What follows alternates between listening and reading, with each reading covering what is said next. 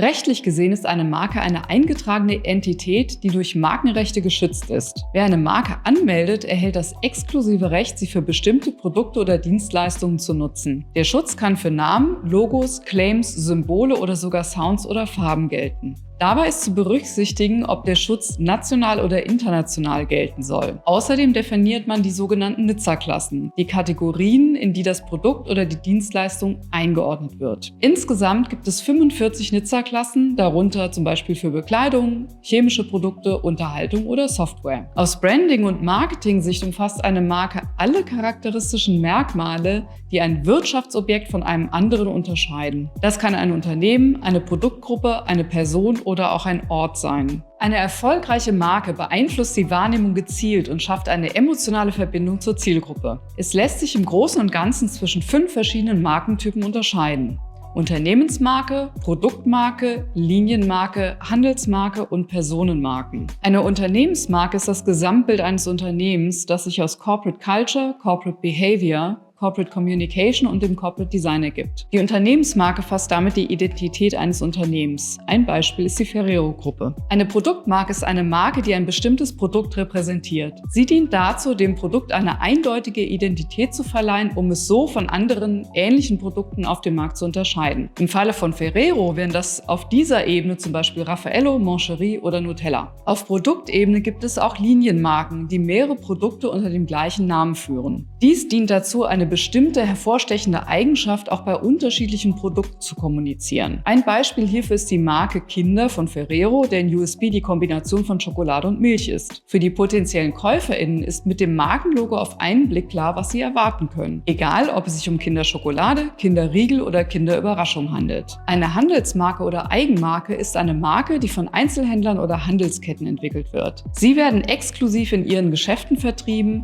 Bekannte Beispiele sind Gut und Günstig von Edeka, Balea von DM oder OK von Mediamarkt Saturn. Bei einer Personenmarke steht eine Person selbst als Marke im Mittelpunkt. Das kann eine Unternehmerin, Expertin oder prominente Persönlichkeit sein. Sie wird dazu verwendet, persönliche Dienstleistungen, Produkte oder Ideen zu vermarkten. Ein bekanntes Beispiel ist Cristiano Ronaldo, der unter dem Dach CR7 Mode und Parfum vermarktet. Abschließend ist wichtig zu sagen, dass beide Perspektiven, die juristische und die Branding-Sicht, beim Markenaufbau zusammengehören. Wer eine Marke entwickelt, sollte sie auch schützen, um Nachahmung zu verhindern und ihre Exklusivität zu sichern. Wenn ihr mehr rund um das Thema Marke und Branding erfahren und in wettbewerbsintensiven Branchen vorne bleiben möchtet, dann abonniert unseren Kanal für wöchentlich neue Videos, schaut auf unsere Website für Guidelines und Templates und meldet euch zu unserem Newsletter an. Für exklusive Inhalte über Tools, Tipps und Community-Events. Alle Infos dazu findet ihr in der Infobox. Vielen Dank fürs Zusehen und bis zum nächsten Mal.